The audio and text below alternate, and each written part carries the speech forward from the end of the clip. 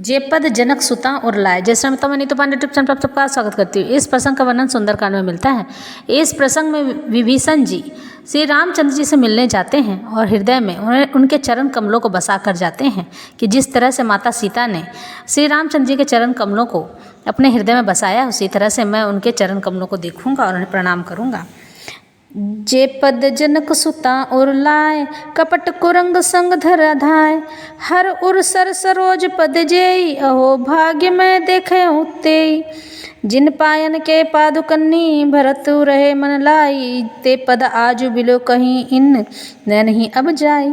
एहि विधि करत सप्रेम विचारा, आयो सपदि सिंधु एहि पारा। कपिन विभीषण आवत देखा, जाना को रिपु दूत विशेषा।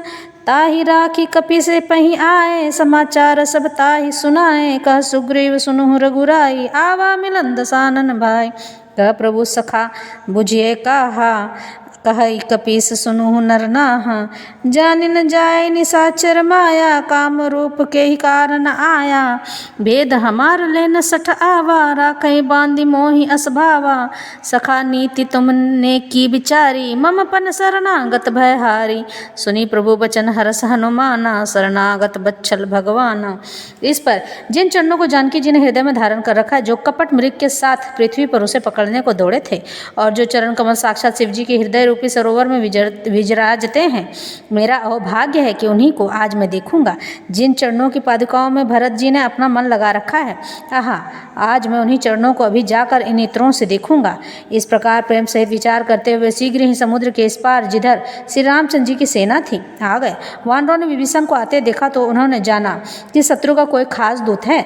उन्हें पहरे पर ठहरा कर वे सुग्रीव के पास आया और उनको सब समाचार कह सुनाए। सुग्रीव ने श्री राम जी के पास जाकर कहा, हे रघुनाथ जी, सुनिए, रावण का भाई आपसे मिलने आया है। प्रभु श्री राम ने कहा, हे मित्र, तुम क्या समझते हो, तुम्हारी क्या राय है। वानरराज सुग्रीव ने कहा, हे महाराज, सुनिए, राक्षसों की माया जानी नहीं जाती है। यह इच्छा अनुसार रूप बदलने वाला छली न जाने किस कारण से आया है। जान पड़ता है यह मूर्ख हमारा भेद लेने आया है, इसलिए तो मुझे यही अच्छा लगता है कि इसे बांध कर रखा जाए। श्री राम ने कहा, हे मित्र, तुमने नीति तो अच्छी विचारी है, परंतु मेरा प्रण तो है कि शरणागत के भय को हर लेना चाहिए।